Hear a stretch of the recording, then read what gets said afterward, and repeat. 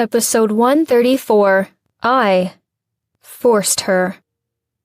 When Serena woke up, it was noon. Jake had left for work. She checked the time, and it was too late for school, so she decided to skip her morning class completely. Despite the deep fatigue she felt, Serena put on a robe and got up. Stumbling into the bathroom, she found she was covered in blue and purple marks all over, and looked miserable. "Serena, give me a baby." After he had said that, she did not get to rest the entire night, and eventually passed out in the car. When she woke up around midnight, she was in the bed at their house. But Jake was still at it. Feeling sore all over, Serena could hardly open her eyes. Miserable. She smiled with self-mockery and drew herself a hot bath. Lying in the bathtub, Serena became relaxed and gradually fell asleep. When she woke up, she was clean and dry, lying in the bed. Jake was sitting on the bed, with a make-do table in front of him, working with his laptop and documents. Noticing that she was awake, he only glanced at her briefly, then continued his work. Serena gazed at him and pursed her lips, not saying a thing.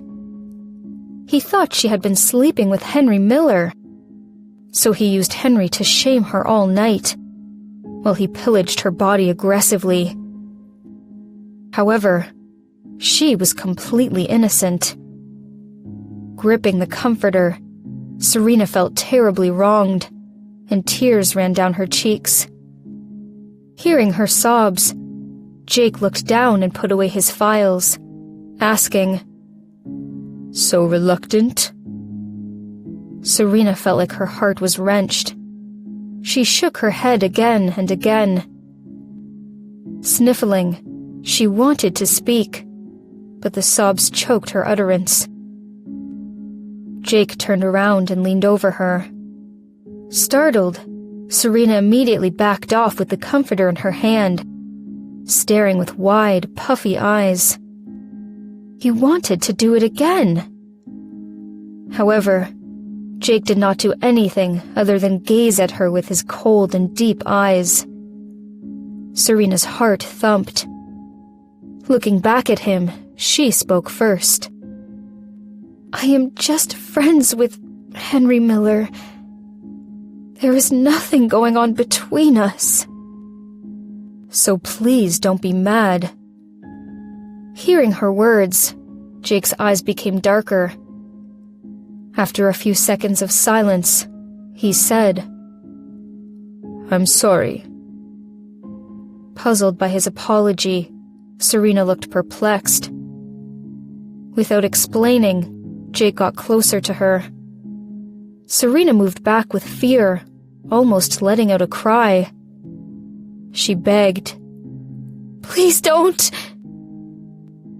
This broke Jake's heart. He paused, feeling more and more helpless.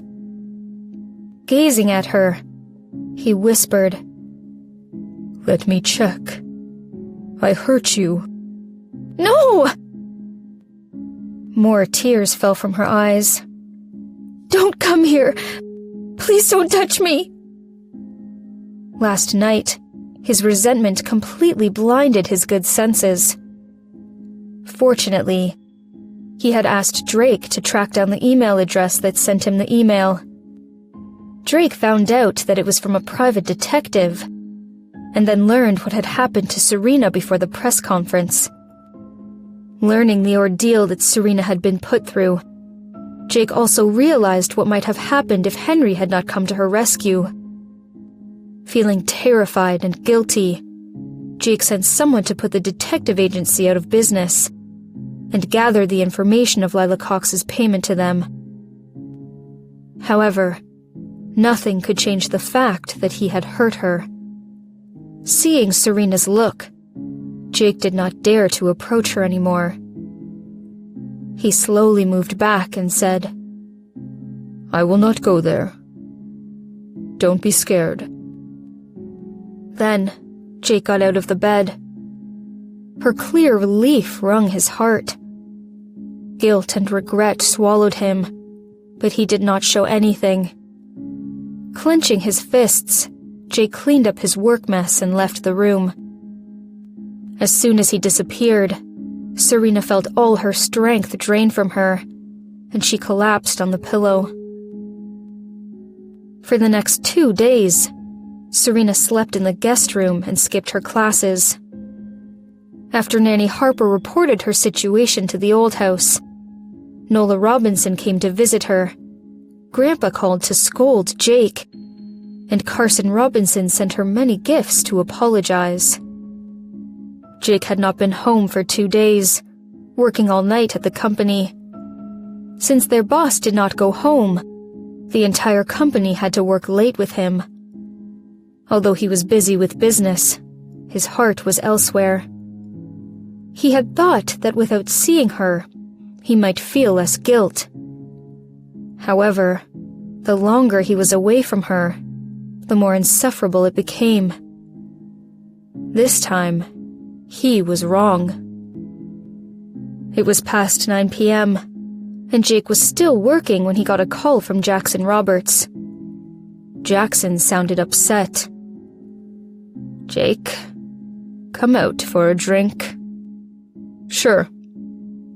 It was rare for Jake to agree so quickly, so Jackson was quite surprised. Holding a glass of whiskey, Jake arched an eyebrow when he saw Jackson. "You're late." Jackson looked at him, wide-eyed. "You're the one who is always late. It always takes me forever to persuade you to join me. What's different today? Are you in a bad mood?" Jake pursed his lips, did not speak, and took a sip of his liquor. Jackson then understood what might have happened, and he sighed. "We're brothers in suffering." Getting his drink from the waiter, Jackson took a sip from the glass and asked, "What happened to you? Your wife rejected you again in bed?" Jake gave him a stare and chugged the rest of the liquor. With a bitter smile, he said, "I forced myself on her." Jackson choked on his wine and stared at Jake as if he had seen a ghost, blurting out, "What? For real?" Jake did not answer and poured himself another glass of whiskey. "Wow. Don't you take yourself as a gentleman? What's going on? Although she is your wife, that is way out of the line," Jackson said indignantly. He had never forced a woman. He had 1,000 ways to make her beg for it. Jake pursed his lips and finished up another glass, his lips unusually red under the influence of alcohol.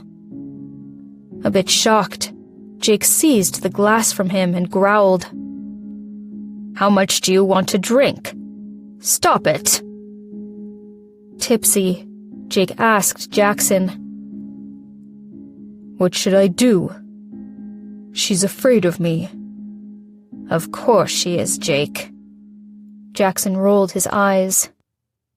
"You forced yourself on her." "It's not for that." She had always been afraid of him.